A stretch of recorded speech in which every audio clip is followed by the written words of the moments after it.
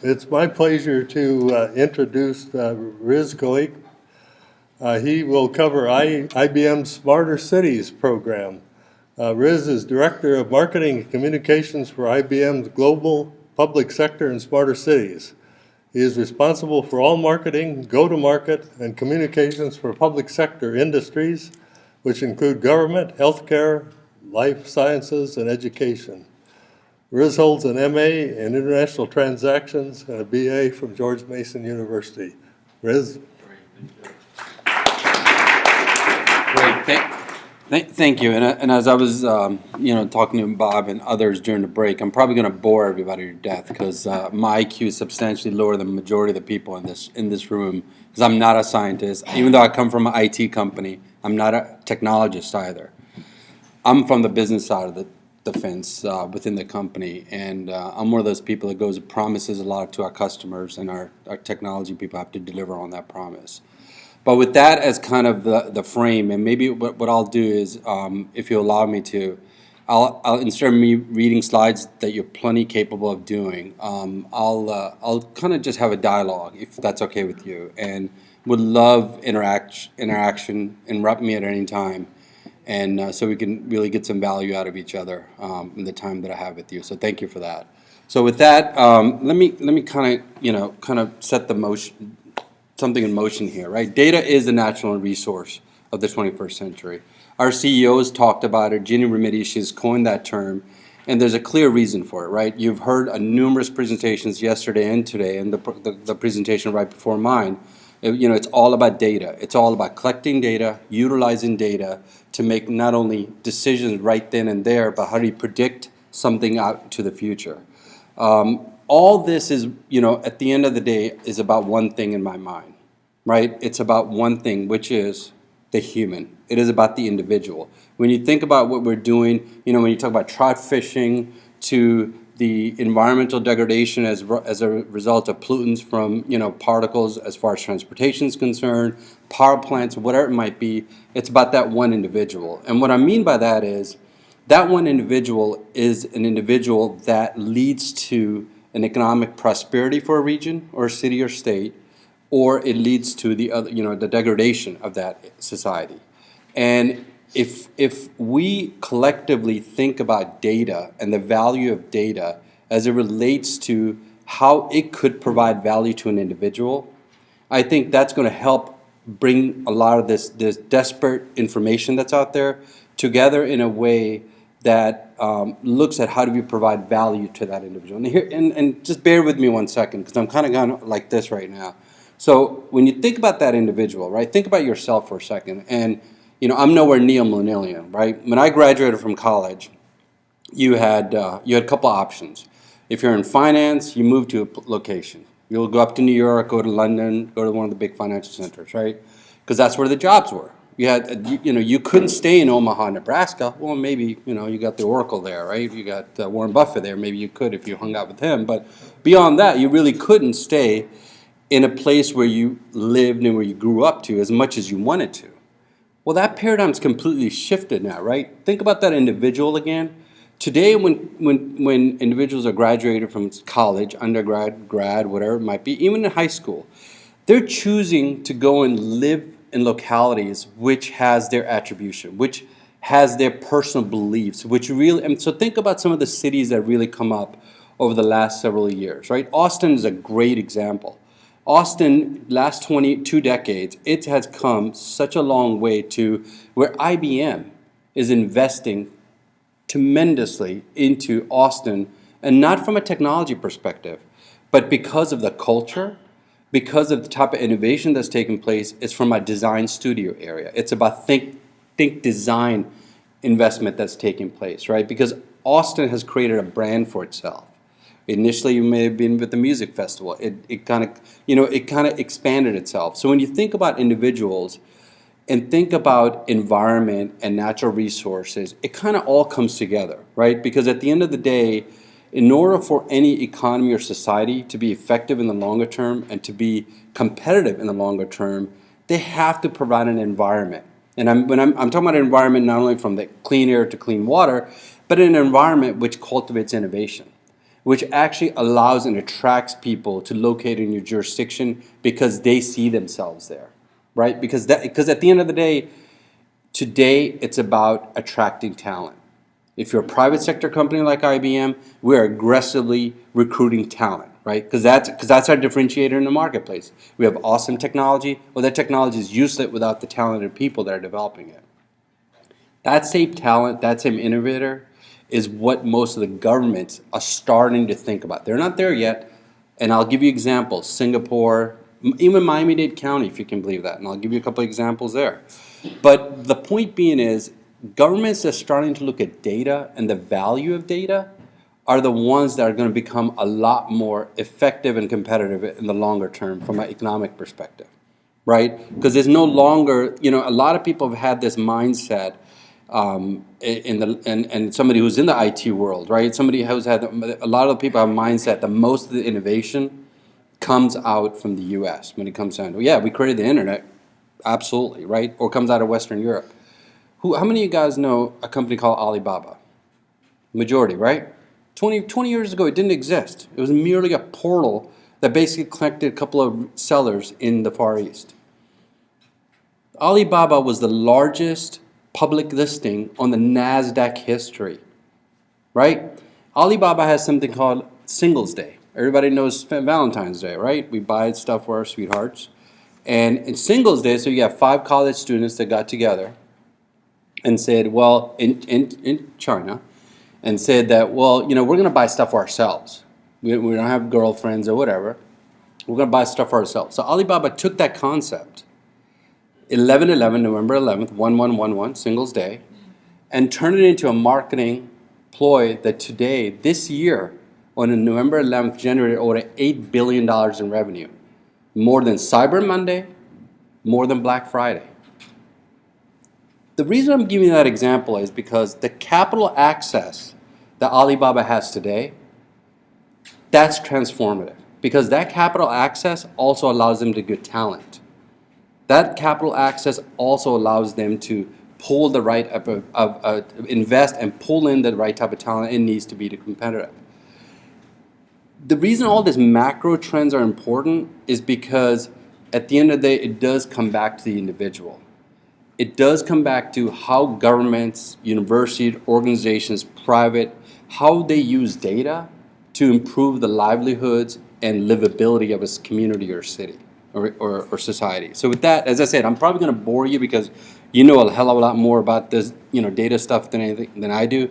But I can tell you one thing from a business perspective, data is the fourth revolution, right? Industrial revolution. It truly is. When you think about how we've gone through growth and where we are today, think about the value of data as it relates to what we intellectuals are doing in this room and how we're thinking about it, to the value of data, what it could mean for somebody who's sitting on I-66. If they knew before they got onto that ramp what congestion, 66 is pretty easy to predict. It's always backed up. Maybe there's a bad example. But let me give you an example in Singapore, right? In Singapore, they use environmental data, what the weather is today, historical data, what the weather was a year ago on the same day, whether it rained or not. If it rains, they use all that data as well as public transportation data. So there's nodes on each buses that go from point A to point B. There's cell phones usage on those buses and public transportation and police systems. And each one of these data points are used to actually predict congestion and traffic up to 30 minutes before it actually happens, close to 90% accuracy.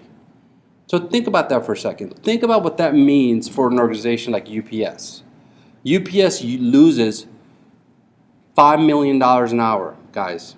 $5 million an hour because of congestion. Imagine the value of that information to UPS. Not only is it valuable to UPS, imagine the cost to each U.S. citizen when they spend and they lose about $1,500, according to Texas Transport Institute. They lose $1,500 in gas every year by sitting in congestion of economic value, right? So if data could be used the right way, you could actually improve the traffic flows significantly. We have this mindset that let's just put more roads down. That's going to solve the problem. We've seen that on 66, right? That solved that problem really well. Every year, let's add another lane. Let's add another lane. Before it's even built, it's oversubscribed. And that's dead investment. Once you make that investment, it's there. It's maintenance. It's done, right? But yet, when you look at 66, you look at these thoroughways, they're not really optimally being used, right? How do you create flows of traffic that moves people at certain speeds? That's gonna really help you get the utilization out of that system. That's all that's possible through data, right? So when you think about when you think about data as the natural resource, the fourth industrial revolution, it truly is. It truly is developing in a way and changing our lives in a way, and it's going to continue to do that. And there's one thing that I'll talk a little bit about that IBM has invested heavily on, that you may have heard about, so I'll get to that in a second, that's really taking data and the big data, because we've talked about data for the last 15 years, right? I can go back and pull out one of my presentations from when I joined IBM 15 years ago about big data and the value of data, yada, yada, yada. What's changed now is the analytics capabilities, right? What's changed now is being able to put a human thought process in front of that data that makes it usable, that makes it valuable to the end consumer, to the end user of that data, right? Everything from predicting, but how technology could actually learn that data and help and assist. So I'll talk a little bit about that in a second. So when you think about data, and again, I'm going to bore you with, I don't know why it's not coming up because I have a full slide on mine. Okay, when you think about data, right? It kind of goes, and I'll just click through this real quick. It kind of goes through this circle around everything from IoT, what we know already. IoT, Internet of Things, sensors, actuators, you name it, right? They're out there. The cost for all those products, when you think about everything from passive to active bar and RFID readers, to all the other sensors that are there, the cost is coming down substantially, and it's going to continue to come down. You're going to have billions of sensors out in the marketplace, and that's expanding on a regular basis. Each one of us is a sensor, right? Think about your phone. People will leave their wallet at home, but they won't leave their phone. This is more. I mean, there's stats out there that people check before they 80% of the people when they wake up in the morning, they don't turn around and kiss their spouse. The first thing they do is they reach for this thing, which is terrible as far as our society is concerned, but that's a fact, right? And this thing is constantly sending information. It's constantly receiving information. It's constantly telling and teaching the marketers, the whoever it might be, about what your preferences are and yada yada yada. So you have the the Internet of Things. Then you have the range of kind of Internet of Stuff, right? When you think about stuff, it's everything. It's like, think about all the stuff, all the data that's being generated on social media sites today, how that could be used, right? And then you get into how do you really analyze it? Because when you think about it from a human perspective, humans just do not have the ability, right, to analyze data, and mountains of tsunami of data, whatever right term you want to use, that's coming our way. They just do not have the ability. We don't have the ability. Physical ability to do that. Well, computers do, right? And then the next level of computing, where it's going, and I'm going to skip through this because the audience that I'm talking to knows this stuff better than I do. So, and I'll give you a couple of examples, but I do want to touch on kind of this one slide, right? And I think you guys have heard the whole thing about data in cities. When I talked about economic competitiveness, when you talk about attracting innovators and so on and so forth. When you think about, and these numbers, I'm sure you've seen, if not, they've been published out there for a long time. 75% of the global population in 2050 is going to live in cities. Think about, if you look at it from an environmental perspective, think about the impact that's going to have. You know why? Because the cities are the largest contributors to environmental degradation. Consumers of natural resources is cities. And as more and more populations moves into cities, and you have new cities that are coming up in China on basically weekly basis. That's changing the whole paradigm around, how much data is generated and how resources could be managed more effectively and more competitively in the longer term. So, again, city is a primary source of waste too, right? Because right now, city is truly, when we look at cities, we look at it as it being a living organ or living being in some ways. Because, when you think about congestion, right, is a perfect example. If one road and one main thoroughway is congested, like a thoroughway to your heart is congested, right? That whole city could come to a standstill. So cities as urbanization increases and continues to grow, the rate it's projected to, and it's pretty, the numbers are a little bit off here or there, but most of the consensus around the world is that urbanization is just going to keep going. And this is going to put more pressure on natural resources, but also going to put significant amount of pressure on cities and localities and so on and so forth. And this goes back to the thing I started from. Those cities, only way they're going to be viable and sustainable over time is if they have the individuals that are positive net contributors rather than takers of that city and municipality. And what I mean by takers is people that are liability on that city, right? In order for you to attract the right of innovators, the right of citizenry, you're going to have to create environments that are clean, right? As I was driving down here, Paris, of all places, where we just signed the environment, treaty, right? They're basically controlling traffic by only allowing positive license plates and negative license plates to drive on alternate days because the pollution's so bad in Paris. China, yeah, we hear about China almost on a daily basis. India, oh my God, India's gotten even worse. Delhi. The smog there is horrible. When it starts impacting these major cosmopolitan areas on an ongoing basis, I mean, we remember LA, right? Because of I remember in the 90s, Los Angeles was one of those places that you kind of watch on a daily basis. It was going to be an orange day or not.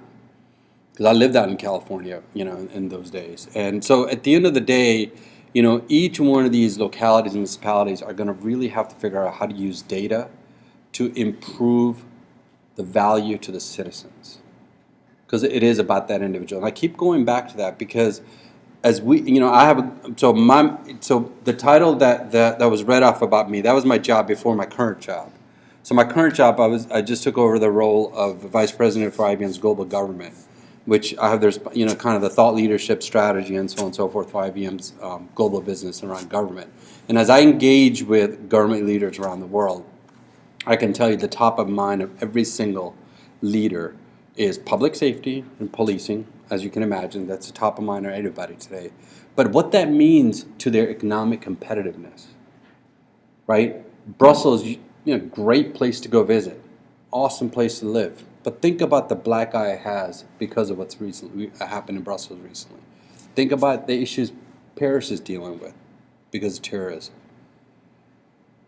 All that could be addressed and helped address through data, through social media, using sentiment analysis and social media tools and others, and other types of data that, that these individuals are developing. So I'm going to spend a little bit of time on this slide because this is what's changed versus where we were 15 years ago, where we were maybe 5 years ago as far as data is concerned, right?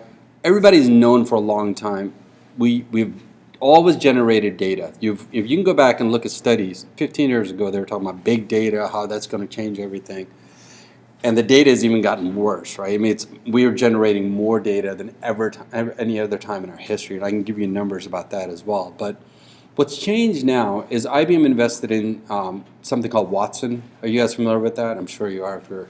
And how we're using Watson, and we're using Watson's capabilities is basically, for lack of a better term, first step towards, I don't want to say artificial intelligence because that kind of, there's some political things around that we want to be careful about, but it is a capability that truly is enabling our clients to leverage and harness the power of data that they have access to. Whether they're a transportation agency, like the one I mentioned in Singapore with the Land Transport Authority there, or whether they are in Australia, a city in Australia that actually goes back to the branding of that city, is using data to improve cultural experiences for their citizens. So if they're going to a concert that evening or going to a movie or something, they're actually using data to be able to provide bespoke type of information for that one citizen. So the citizen has a sense of ownership. Or it's a city like Madrid that's engaging citizens like they've never engaged before to help them improve the procurement for public space maintenance, right? So an example there is they're actually using social media and other analytics tools to actually make the citizens of Madrid almost ambassadors for the city by the citizens reporting through social media back to the authorities saying, I'm in this park and the trash hasn't been picked up and it's this time. They're using all that data to actually procure and manage contracts with the vendors, right? So they're saying, you have this obligation, you didn't fulfill it, they're renegotiating contracts. Now think about that for a second. It has a multiple effects, right? It saves money for the city, municipality, but what it's really doing is creating a sense of ownership with the citizens, right? They feel like they're part of decision making. So then, as we evolve and think about citizen engagement, we're thinking about citizen engagement as far as policy making is concerned. That's kind of, some countries are already there. U.S., we're not even close to there yet, right? But a lot of the places in the world, they're actually using data, they're using feedback, engaging with citizens before they actually go and vote on a certain topic, on their parliament or whatever it might be, a certain policy, and actually getting and engaging with citizens and asking for their opinions before they actually go and vote. So true engagement using data, using social media channels, using other channels to engage the citizens. And that's the other thing that's changed, right? When you think about it, for the first time in history, a president of a country can actually reach down and have a one-on-one conversation pretty automatically because people's access to social media with any citizen. Whether they do it or not, that's a different topic. Some places they're engaging at that level, right? And as you get citizens more involved, the governments have to figure out, what they're going to do to continue to provide that value to the citizens, right? How can they use data to make sure that if I lose my driver's license, you have all my information. Do I really need to go and stand in the DMV line to get a new driver's license? Can I just not, use the same data? Or if I'm getting a benefit out of the social services program, why do I have to fill out 10 different forms with the same information every time when the government should be able to tell me, right? And being able to use data and say, okay, based on these trends and historical context, we think that you need to start skilling in this way, right? Improving your skills, improving your knowledge because the economy is moving in a certain direction, or whatever it might be. But the point being is there's a lot of untapped type of opportunities when it comes down to data and citizen engagement. So with that, I'll stop.